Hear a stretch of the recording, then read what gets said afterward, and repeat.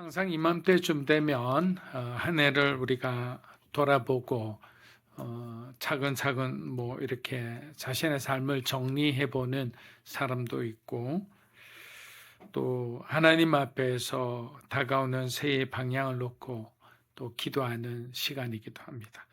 다시 말해 지금까지 삶은 어찌어찌 지냈지만 앞으로 그럼 나는 어떻게 살아갈 것인가, 내년은 우리 가정이 달라지기를 원하고 우리 자녀가 변하기를 원하고, 장로님 기도해 주신 대로 그 모든 기도 제목들이 해결되기를 우리는 소망합니다.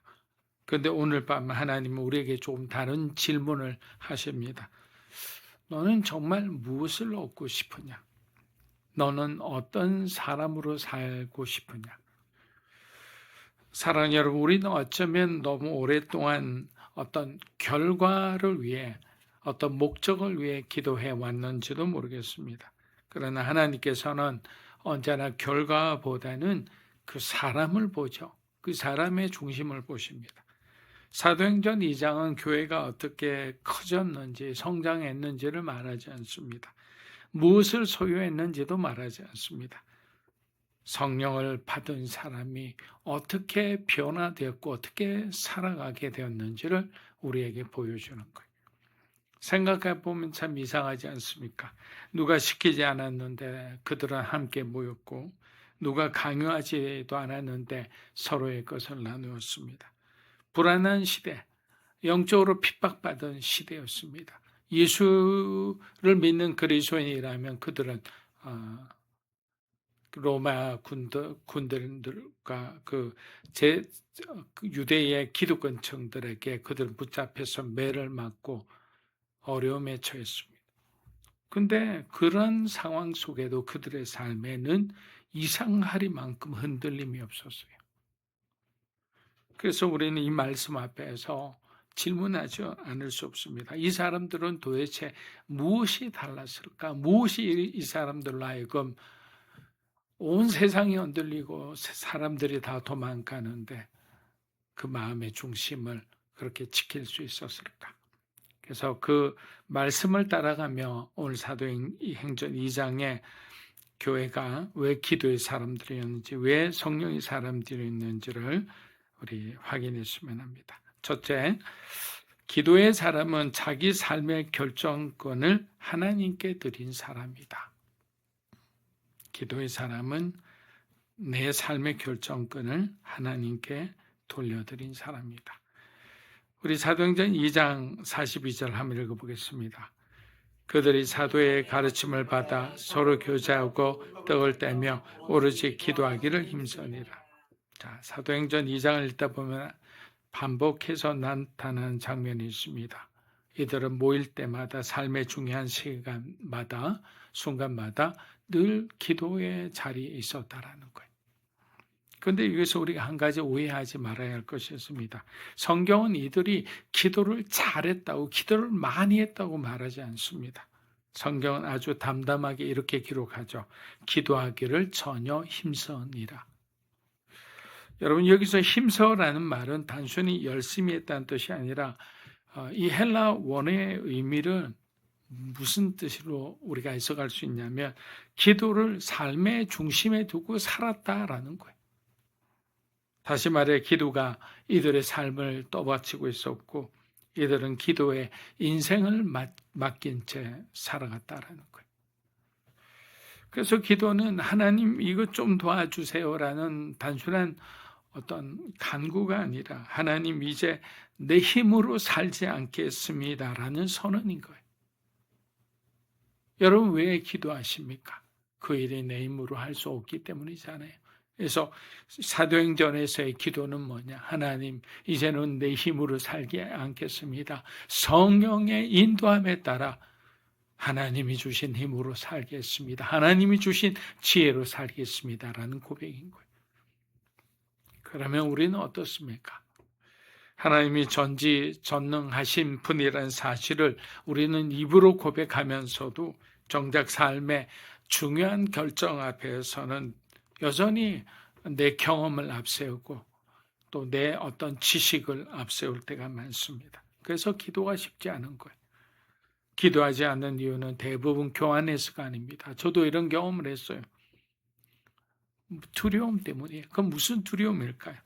기도하면 내가 붙들고 있는 것을 내려놓아야만 하는 거예요. 기도하면 내가 지금까지 꿈꾸고 있던 그 계획을 하나님이 놓으라 할까 봐 두려운 거예요. 또 내가 안전하다고 여겼던 것들이 흔들릴까 봐 차라리 혼자 버티는 쪽을 선택하는 거예요. 왜? 나는 저쪽으로 가기 싫은데 기도하면 하나님은 자꾸만 성교의 길로 우리를 인도한다고 생각해 보세요. 그러면 기도하기 싫죠. 나는 세상에서 어느 정도 명예를 누리고 권세를 누리고 싶은데 하나님은 나에게 낮아질 것을 요구합니다. 그런 분위기를 계속 조성하세요. 잠만 자면 꿈을 꿀 때마다 그런 꿈을 꾼다고 생각했어요. 해보세요. 기도할 마음이 나지 않죠. 그러나 사도행전 2장의 초대교회 성도들은 달랐습니다.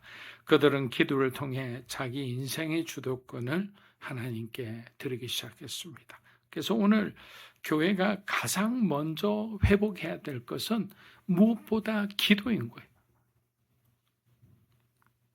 프로그램을 하나 더 만드는 게 문제가 아닙니다. 일정을 하나 더 추가하는 게 문제가 아닌 거예요. 이것은 우리가 어떤 교회로 살 것인가에 대한 정체성의 문제라는 거예요. 여러분, 가정에서부터 기도의 담을 차곡차곡 여러분 쌓아가시기를 축복합니다. 올해보다 내년은 조금 더 기도하는 한 해가 아니라 기도가 분명 많아지는 그런 한 해가 되었으면 합니다. 그리고 무엇보다 우리의 삶의 기도가 살아나야 하는 거예요. 자, 세상의 힘 앞에 그냥 버티는 인생이 아니라 세상을 변화시키는 사람으로 살게 해달라고 기도했으면 합니다. 마태복음 5장 16절 말씀처럼 우리가 세상에서 세상을 변화시키는 것은 우리의 겸손이겠죠. 우리의 헌신이고 우리의 희생이겠죠. 남들 다 하는 거 하면서 사람들 앞에서 선한 영향력을 끼칠 수는 없어요. 우리가 대부분 감동받는 것은 누구도 희생하지 않는 곳에서 솔선해서 희생하는 사람들을 보면 감동을 받습니다. 물에 빠진 사람이 있는데 굳이 뛰어내릴 필요가 없는데 자기하고 관계없는 사람을 위해서 뛰어내려서 그 사람을 구하고 본인의 목숨을 구하지 못했을 때 사람들은 그 모습에서 감동을 받습니다. 그래서 결국에 우리는 기도의 자리에 서서 무엇을 발견하느냐, 하나님의 뜻과 동시에 우리 교회가 여러분의 가정에 나아가야 할 그 길을 찾아가는 것입니다. 자, 둘째, 성령의 사람은 소유의 주인이 바뀐 사람입니다. 자, 우리 44절, 45절 읽어보겠습니다. 믿는 사람이 다 함께 있어 모든 물건을 서로 통용하고 또 재산과 소유를 팔아 각 사람의 필요를 나눠주며. 자, 우리가 너무나 많이 읽은 구절이죠. 사도행전 2장을 읽다 보면 많은 사람들이 쉽게 이해하지 못하는 장면이 바로 이 부분일 거예요. 자, 그들이 가진 것을 서로 나누었다. 사랑하는 사람에게는 우리가 나눌 수 있어요. 또 가족 관계에서도 나눌 수 있습니다. 그런데 우리가 전혀 모르는 사람에게 우리 몫을 나눈다라는 것은 뭔가가 있었기 때문에 그들의 마음이 열렸다라고 볼 수밖에 없습니다. 그래서 우리는 종종 이렇게 말합니다. 저건 초대교회니까 가능한 이야기야. 지금 우리 시대는 사실 비현실적인 이야기지. 그런데 본문을 자세히 살펴보면 성경은 이들의 행동을 먼저 말하지 않아요. 오히려 그 행동이 어디에서부터 나왔는지를 보는 거예요. 자, 무슨 말이냐? 이들이 나눔을 잘해서 성령의 사람이 된 것이 아니라 성령 충만함을 받았기 때문에 소유를 바라보는 시선이 바뀌었다라는 거예요. 그렇습니다. 성령의 사람은 나눔을 잘한 사람이 아니라 좀 더 정확하게 말하면 주인 의식이 바로 잡힌 사람, 정직이 의식을 가진 사람이라는 거예요. 성령 충만 이전의 삶은 내가 주인이고 내가 제일 중요한 사람이었어요. 그래서 내 것에는 민감하고 남의 필요에는 점점 둔감해집니다. 그러나 성령을 받자 어떻게 됩니까? 눈이 열리게 됩니다. 하나님의 뜻이 보이기 동시에 내가 얼마나 큰 죄인이었는지를 깨닫게 되는 거예요. 그리고 그 순간 한 가지 분명한 깨달음이 찾아옵니다. 이 은혜도, 이 소유도, 이 삶도 사실은 내 것이 아니구나. 바람 한번 불면 어느새 우리의 목숨도 한순간에 날아가는 것이 하나님이 만드신 이 세상의 어떤 법칙이라면 하나님께 받은 은혜로 살아가면서 내 것인 것처럼 붙들고 살아갔다는 사실에 우리는 하나님 앞에 회개하게 되는 거예요. 누가 억지로 시켜서가 아니고 설교에 잠깐 감동해서 하는 것은 오래가지 못해요. 저도 예전에 집회 같은 데 가면 감동을 받아서 손들고 헌신하고 작정하고 얼마나 많이 했는지 몰라요. 오래가지 않습니다. 중요한 것은 저와 여러분이 성령으로 충만할 때, 성령의 사람이 될 때 당연히 우리의 시야가 바뀌면서 우리의 삶이 바뀌고 우리의 선택이 바뀐다는. 여러분 예를 들어 겉으로는 부유해 보이지만 그 교회의 모든 일정이 뭐 야유회, 다가회, 내부 행사로만 가득 채워져 있고 선교와 긍휼 사역에 어떤 예산이 전혀 없다면 우리는 한 번쯤 이 질문 앞에 서야 합니다. 과연 이것이 하나님의 교회, 하나님이 원하시는 교회의 모습인지. 성경은 하나님이 마음이 어디 있는지를 분명히 말해줍니다. 미가서 6장 8절입니다. 사람아, 주께서 선한 것이 무엇임을 내게 보이셨나니 여호와께서 내게 구하시는 것은 오직 정의를 행하며 인자를 사랑하며 겸손하게 내 하나님과 반대로 성령의 역사가 없으면 사람은 쉽게 변하지 않습니다. 단 한순간도 우리가 남을 위해 왜 살아요? 우리 가족을 위해 내 자식에게 주기도 아까운데. 근데 이유는 하나죠. 왜? 무슨 어떤 두려움이 있습니까? 우리 안에. 여러분 소유는 많으면 많을수록 더 많은 것을 원하는 거예요. 두려움이죠. 지금 내가 누리고 있는 것이 혹시 사라지지는 않을까? 그러나 사도행전 2장의 성도들은 그 두려움에서 자유했습니다. 왜냐하면 이게 중요합니다. 그들은 그들의 소유보다 훨씬 크고 훨씬 위대하고 훨씬 안전한 분을 믿음으로 소유하고 있었기 때문에. 그러니까 마음이 부자잖아요. 뭔가 부럽지도 않아요. 이제 세상에서 잘 나가는 사람 왜 부러워요? 예수님을 잘 믿는 사람, 예수님의 말씀대로 순종하는 사람. 그래서 가난한 자를 도우고 어려운 자들에게 가서 복음을 전하고, 비록 죽음의 위기가 있는 그런 무슬림 지역이라도 나아가서 단 한 명의 영혼을 구원하지 못하더라도 그곳에서 살며 기도하며 땅 밟게 하며 그렇게 하는 선교사님들 얼마나 많이 있습니까? 그러나 본국에 와서 보고하는 것은 아직까지 열매가 없고 성경 공부를 열었을 뿐이에요. 그래서 이 본문은 나눔에 대한 도덕적 요구를 다루는 게 아니라 여러분 누가 내 인생의 주인인가에 대한 복음의 질문을 우리에게 주고 있는 거예요. 우리 자꾸만 어디에 포커스를 맞춰놓냐면요.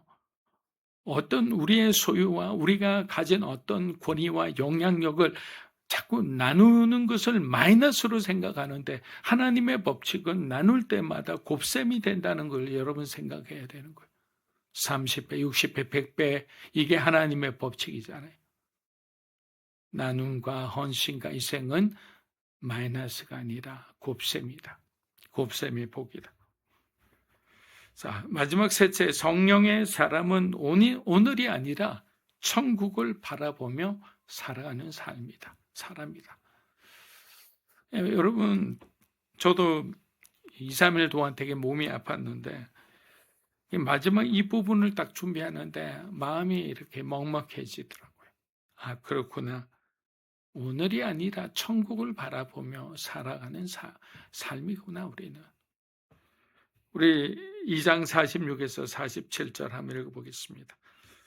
날마다 마음을 같이하여 성전에 모이기를 힘쓰고 집에서 기쁨과 순전한 마음으로 음식을 먹고 하나님을 찬미하며 또 백성에게 칭송을 받으니 주께서 구원 받는 사람을 날마다 더하게 하시니라. 아멘. 자, 사도행전의 마지막 장면은 의외로 차분합니다.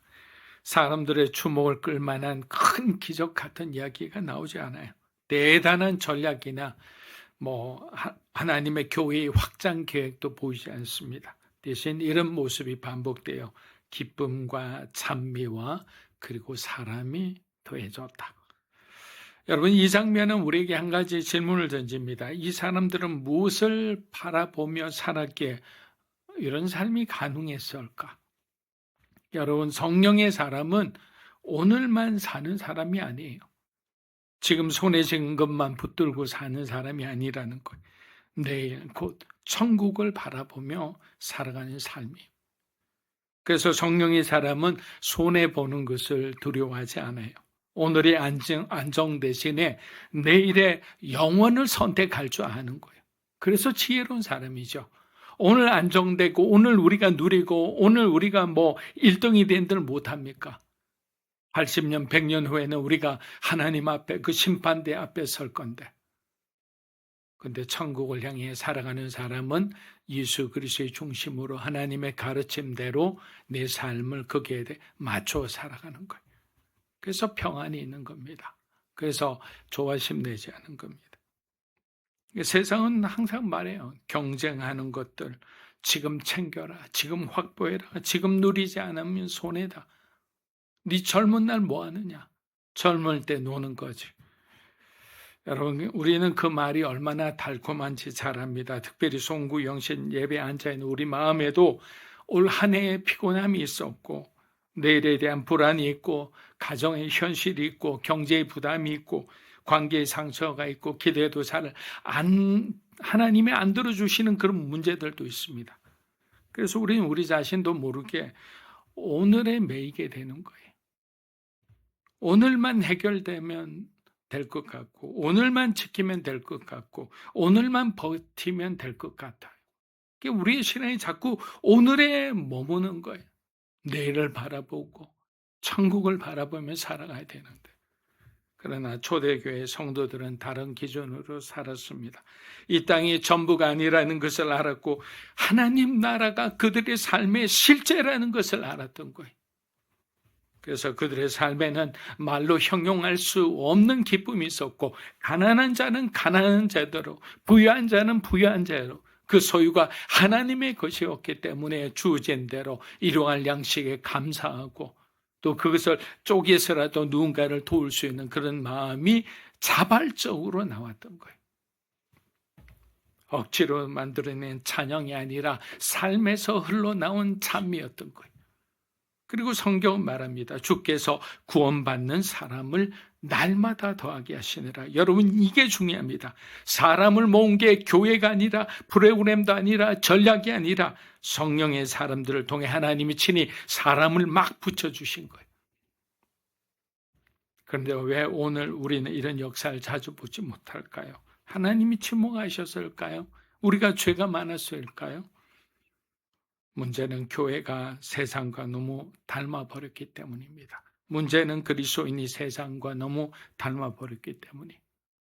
세상과 그리스도인이 비교해도 누가 그리스도인지 누가 세상인지 모르는 사람들도 있습니다. 그래서 우리는 과거는 묻지 않는 거예요. 그래서 믿음이 좋은 것은 뭐냐? 믿음은 바로 여기, 바로 지금 여기서부터라는 거예요.